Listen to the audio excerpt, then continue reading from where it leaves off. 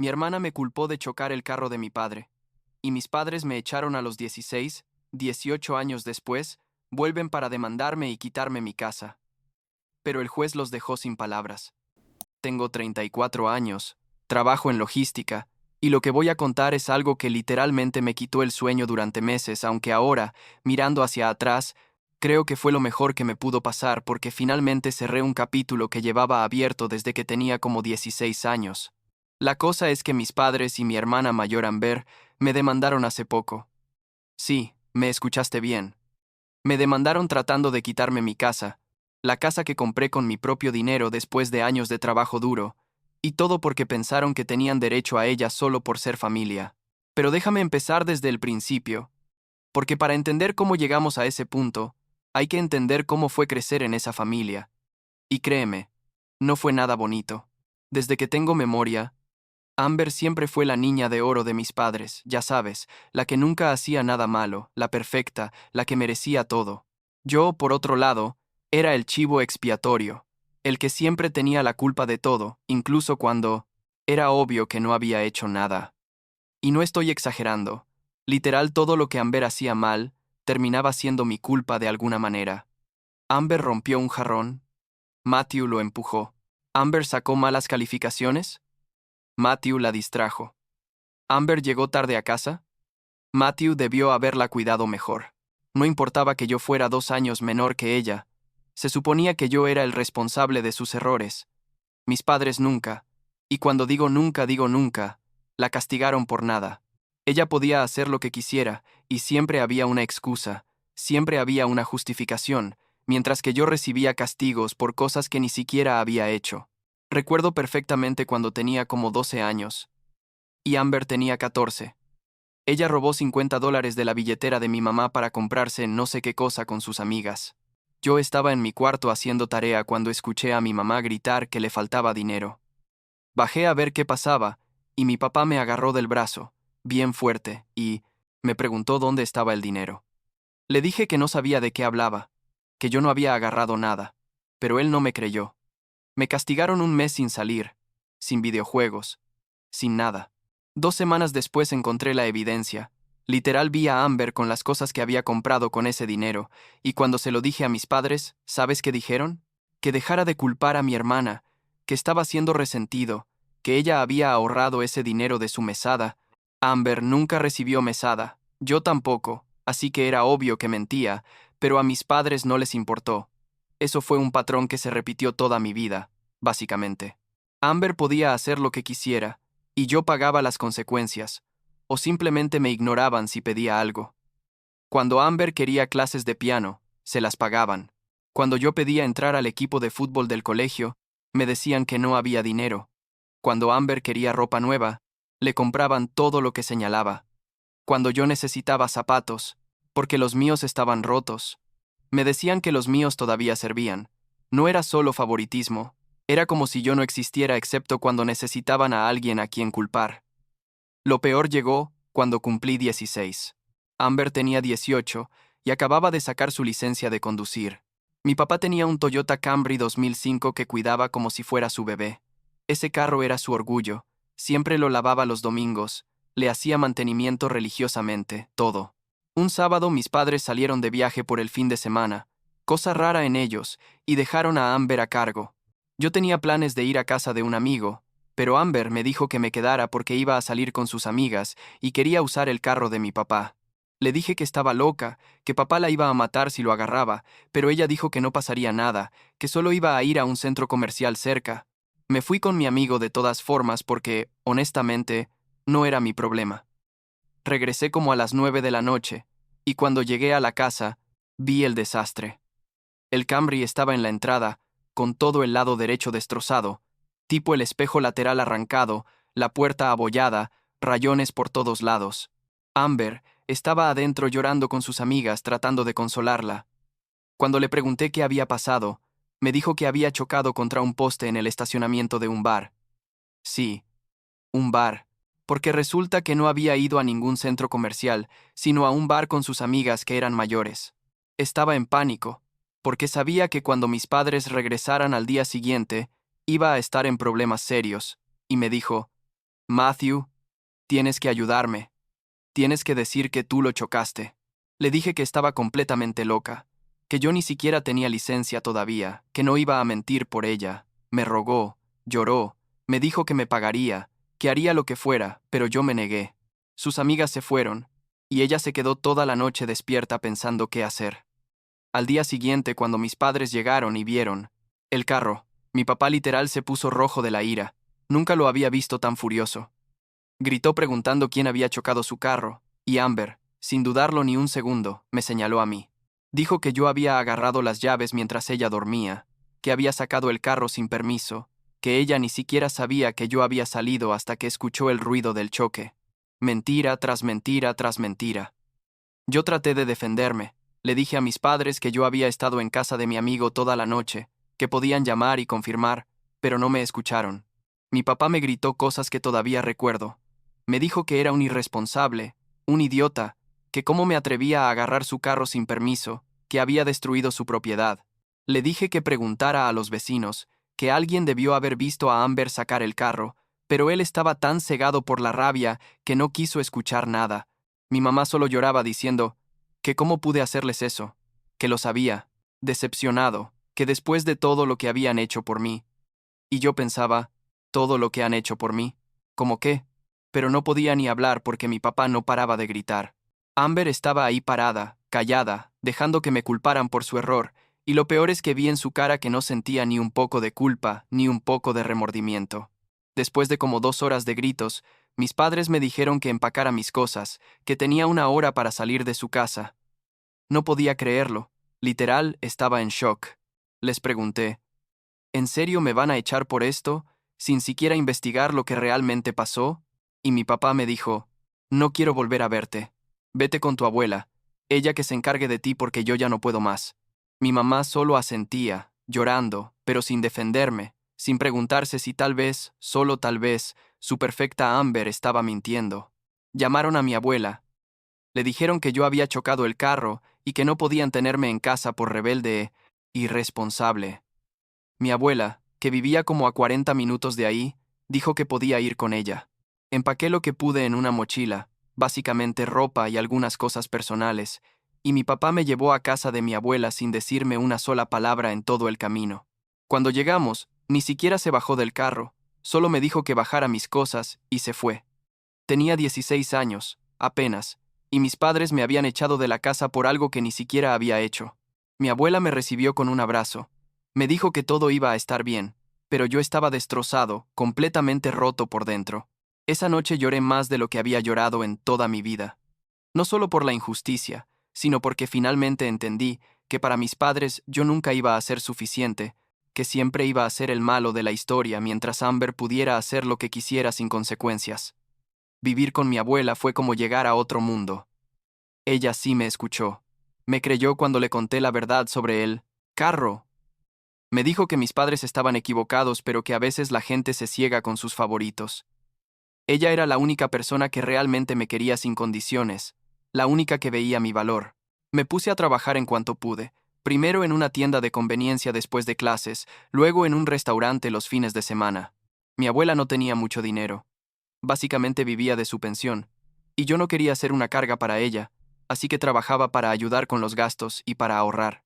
Mientras tanto, mis padres seguían dándole todo a Amber. Le pagaron la universidad completa, una universidad privada carísima. Le compraron un carro nuevo. Cuando cumplió 19, la mandaron a Europa de viaje como regalo de graduación, y a mí, ¿sabes qué me dieron en esos años? Nada.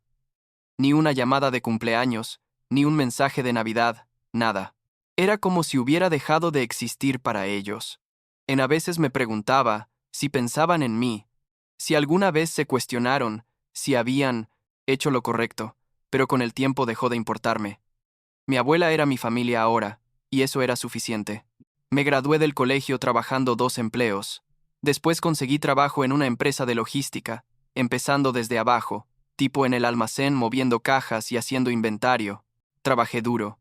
Me ascendieron a coordinador, luego a supervisor, y eventualmente llegué a un puesto administrativo decente. Durante todo ese tiempo, seguí viviendo con mi abuela, ahorrando cada centavo que podía, porque tenía un objetivo claro en mente: comprar mi propia casa, tener algo que fuera realmente mío, algo que nadie pudiera quitarme. Amber, por otro lado, era un desastre total. Mis padres le habían comprado una casa cuando tenía como 25 años, una casa bonita en un vecindario decente, pero ella no sabía manejar dinero para nada. Gastaba en cosas estúpidas, salía a restaurantes caros, se iba de viaje constantemente, compraba ropa de diseñador y nunca ahorraba ni $1. Conseguía trabajos y los dejaba a los pocos meses porque no le gustaban o porque le parecía que el jefe era malo con ella o cualquier excusa. Mis padres le seguían dando dinero cada vez que lo pedía, pagándole las cuentas cuando no podía cubrir la hipoteca, rescatándola constantemente de sus malas decisiones.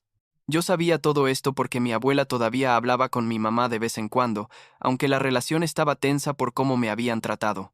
Mi abuela me contaba cosas de vez en cuando, no porque quisiera hacerme sentir mal, sino porque creo que quería que supiera que yo había tomado el camino correcto. Y tenía razón, porque mientras Amber desperdiciaba todo lo que le daban, yo estaba construyendo mi vida con esfuerzo y disciplina. Cuando cumplí 34, finalmente había ahorrado suficiente para el enganche de una casa. No era una mansión ni nada, pero era perfecta para mí. 3 cuartos, 2 baños, garaje, en un vecindario tranquilo. Estaba tan orgulloso de mí mismo. Tipo había logrado algo que mis padres nunca pensaron que podría hacer. Cuando le conté a mi abuela, lloró de felicidad. Me dijo que estaba más orgullosa de mí que de nada en su vida, y me preguntó si podía ayudarme con algo. Le dije que su apoyo había sido más que suficiente, que ella me había dado un hogar cuando nadie más lo hizo, y que eso valía más que cualquier dinero. Pero ella insistió. Dijo que quería hacer algo especial. Entonces se me ocurrió una idea. Le dije que podíamos poner su nombre en la escritura de la casa junto con el mío. No porque ella fuera a poner dinero, yo iba a pagar todo, sino como un gesto simbólico, para honrarla por todo lo que había hecho por mí. Ella se emocionó tanto con la idea, y así lo hicimos.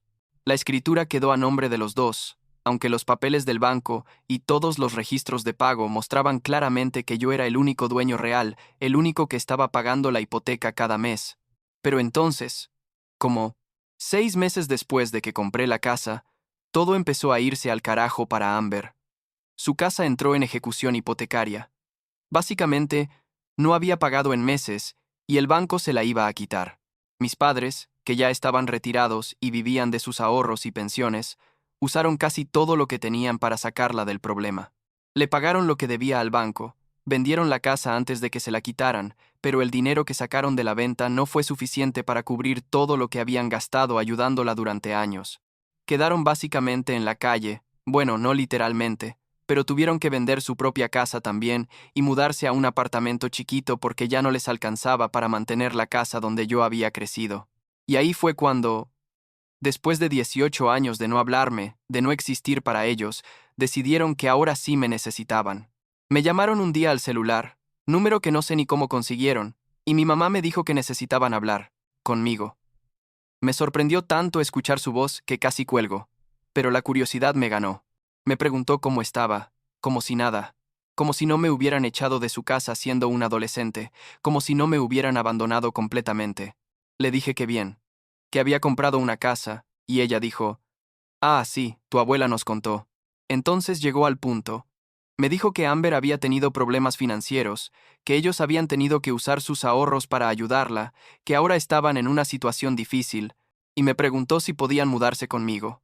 Así, sin más, como si tuvieran derecho a pedirme eso. Me quedé callado por como 10 segundos procesando lo que acababa de escuchar, y luego le dije: absolutamente no. Me preguntó por qué. Dijo que éramos familia, que yo tenía espacio de sobra en mi casa, que solo sería temporal hasta que se estabilizaran. Le dije que no eran mi familia, que habían dejado de serlo cuando me echaron a los 16 por culpa de Amber, que durante 18 años no les importé y que ahora tampoco me importaban ellos. Mi mamá empezó a llorar.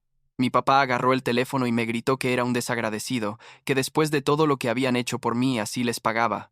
Le dije que no habían hecho nada por mí, que mi abuela había sido la única que me dio algo, y que si necesitaban un lugar donde quedarse que le pidieran a su hija favorita. Colgué, y los bloqueé de todos lados. Mi abuela me contó después que la habían llamado llorando, diciendo que yo era un cruel, que no tenía corazón, que estaba siendo vengativo. Mi abuela les dijo que estaban cosechando lo que sembraron, que no podían esperar que yo los ayudara después de cómo me trataron. Pensé que ahí terminaría todo, que entenderían el mensaje y me dejarían en paz, pero no. Como 6 meses después mi abuela falleció. Fue algo relativamente tranquilo. Murió dormida de causas naturales. Tenía 86 años y había vivido una vida plena. Yo estaba destrozado, obviamente, porque ella había sido la única persona que realmente me quiso sin condiciones, la única que creyó en mí cuando nadie más lo hizo. El funeral fue pequeño, solo algunos vecinos, algunos amigos de ella, y para mi sorpresa mis padres y Amber aparecieron. No les hablé, no quería tener nada que ver con ellos, incluso en el funeral de mi abuela. Después del servicio, mi papá se me acercó y me dio el pésame. Dijo que sentía mucho mi pérdida. No respondí, solo asentí y me alejé. Pensé que esa sería la última vez que los vería. Pero, oh sorpresa, 2 semanas después recibí documentos legales. Me estaban demandando por la casa. Sí, por mi casa que yo había comprado con mi dinero. La demanda decía que como mi abuela estaba en la escritura de la casa, y ella había fallecido, mi papá como su hijo, tenía derecho a heredar su parte de la propiedad, lo cual significaba que él era dueño del 50% de mi casa, y como tal, querían que vendiera la casa y les diera la mitad del valor, o que les diera su parte en efectivo, o que les permitiera mudarse conmigo. Era la cosa más ridícula que había escuchado en mi vida. Pero al mismo tiempo me asusté porque técnicamente mi abuela sí estaba en la escritura, aunque fuera solo simbólicamente. Contraté a una abogada, Mónica, que me explicó la situación. Básicamente, aunque mi abuela estuviera en la escritura, el hecho de que yo hubiera pagado todo, que tuviera todos los recibos bancarios, todos los comprobantes de que yo era el único que había puesto dinero, significaba que técnicamente la casa era 100% mía. El nombre de mi abuela en la escritura era más bien como una especie de arreglo entre nosotros, pero legalmente el dinero había salido solo de mi cuenta, y la propiedad debía ser considerada mía. Pero igual teníamos que ir a corte porque mis padres insistían en su demanda. Intentaron hacer una mediación primero, donde un mediador neutral trata de que las dos partes lleguen a un acuerdo sin ir a juicio. Mis padres llegaron con Amber, que supuestamente estaba ahí de apoyo moral, y su abogado que se veía tan desesperado como ellos. El mediador explicó la situación, revisó los documentos que ambas partes presentamos, y propuso que yo les diera como el 25% del valor de la casa para cerrar el caso. Les dije que ni de broma, que no les iba a dar ni un centavo, que esa casa era mía y solo mía. Mi papá empezó con el mismo discurso de siempre, que era su madre, que él tenía derecho a su herencia, que yo estaba siendo egoísta. Le dije que nunca vi un centavo de él en todos estos años, que mi abuela me apoyó cuando ellos me abandonaron, que no tenían ningún derecho moral sobre nada que tuviera que ver conmigo. Amber tuvo el descaro de decir que yo estaba siendo dramático, que debía dejar el pasado atrás y pensar en la familia. Casi me levanto y me voy en ese momento, pero Mónica me hizo señas de que me quedara tranquilo. La mediación, obviamente no funcionó. No iba a ceder ni un milímetro porque sabía que tenía razón, así que fuimos a juicio. El día del juicio llegué con Mónica. Todos mis documentos, mis estados de cuenta bancarios, los recibos de pago de la hipoteca, todo lo que probaba que yo había pagado cada centavo de esa casa. El abogado de mis padres presentó su caso, diciendo que la propiedad estaba a nombre de mi abuela también, que por lo tanto era parte de su patrimonio, que mi papá como su hijo tenía derecho a heredar. Mónica presentó toda mi evidencia. Explicó al juez que yo había puesto el nombre de mi abuela en la escritura como un gesto de amor y gratitud, pero que financieramente la propiedad era 100% mía. Presentó los registros bancarios que mostraban que solo mi cuenta había sido usada para pagar todo, desde el enganche hasta cada pago mensual de hipoteca, impuestos, servicios, mantenimiento, todo. El juez hizo preguntas, revisó documentos, escuchó testimonios. Yo testifiqué sobre mi relación con mi abuela, sobre cómo ella me había acogido cuando mis padres me echaron, sobre por qué quise honrarla poniendo su nombre en la escritura. El abogado de mis padres trató de hacerme quedar mal, preguntándome cosas como, ¿no crees que tu padre tiene derecho a heredar de su madre? Le dije que sí, pero que mi casa no era parte de la herencia de mi abuela, porque ella nunca puso dinero en ella. Su nombre estaba ahí solo como reconocimiento simbólico. Preguntó por qué entonces poner su nombre, si no significaba nada, y le expliqué que significaba mucho para mí emocionalmente, pero no cambiaba el hecho de que financieramente la casa era completamente mía. Mi papá también testificó. Dijo que yo era su hijo, que había trabajado toda su vida para darme un hogar. Mentira. Que no podía creer que les negara ayuda en su vejez, básicamente tratando de hacerse la víctima. Mónica en su contrainterrogatorio le preguntó directamente: ¿Usted echó a Matthew de su casa cuando tenía 16 años? Él tartamudeó. Dijo que sí, pero que había sido por una buena razón. ¿Cuál razón?, preguntó Mónica. Él dijo que yo había chocado su carro. Mónica preguntó si tenía pruebas de eso, si había hecho un reporte policial, si había investigado realmente lo que pasó. Él no tenía respuestas convincentes. Mónica preguntó: ¿Ha tenido contacto con Matthew en los últimos 18 años? Él admitió que no. ¿Le ha dado apoyo financiero, emocional o de cualquier tipo? No. ¿Sabía usted que Matthew trabajaba varios empleos mientras vivía con su abuela? Dijo que sí, porque mi abuela se lo había contado. ¿Y usted ofreció ayudarlo de alguna manera? No. ¿Por qué ahora reclama derechos sobre su propiedad? Mi papá no supo qué responder. Solo dijo que, porque legalmente podía hacerlo. El juez escuchó todo, revisó toda la evidencia, y después de como una hora de deliberación dio su veredicto. Declaró que la casa era 100% de mi propiedad, que, aunque el nombre de mi abuela apareciera en la escritura, la evidencia demostraba claramente que yo era el único propietario real, el único que había invertido dinero, y por lo tanto no había nada que heredar para mi papá. Caso cerrado, demanda desestimada, y además, el juez ordenó que mis padres pagaran las costas legales del juicio, que no eran pocas porque habían llevado esto hasta las últimas consecuencias. Cuando el juez dio el veredicto, la cara de mi papá se puso roja, la de mi mamá se descompuso completamente, y Amber solo miraba al suelo. Mónica me dio un apretón en el hombro. Me dijo: «Felicidades, habíamos ganado». Salimos de la corte, y mis padres trataron de alcanzarme en el estacionamiento. Mi papá me gritó que era un monstruo, que cómo podía hacerles esto, que lo iban a apelar.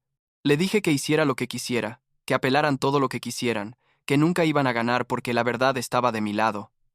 Mi mamá lloraba diciendo que solo querían un lugar donde vivir, que no era justo. Le dije que lo que no era justo era echarme a los 16, ignorarme durante 18 años, y luego aparecer solo porque necesitaban algo de mí. Amber trató de decir algo, pero la callé. Le dije que todo esto era su culpa, que si no hubiera mentido sobre el carro quizás las cosas habrían sido diferentes, pero que gracias a ella y a su incapacidad de asumir responsabilidad por sus acciones, yo había perdido a mi familia a los 16 años. Les dije que no quería volver a verlos nunca más, que para mí estaban muertos, y me fui. No han intentado apelar. Supongo que su abogado les dijo que no tenían ninguna posibilidad. Los bloqueé de todos lados otra vez. Cambié mi número. Básicamente desaparecí de sus vidas como ellos desaparecieron de la mía hace casi 2 décadas. Vivo en mi casa, la casa que compré con mi propio esfuerzo, y cada vez que entro me siento orgulloso de mí mismo por no haberme rendido, por haber construido algo a pesar de todo lo que me hicieron. A veces me pregunto si hice lo correcto, si debí haber sido más compasivo, pero luego recuerdo todo lo que pasé, todo el dolor, toda la injusticia, y sé que lo que hice fue lo correcto. No les debía nada. Y al final, defendí lo que era mío. Mi abuela estaría orgullosa de que no me dejé pisotear, de que me mantuve firme.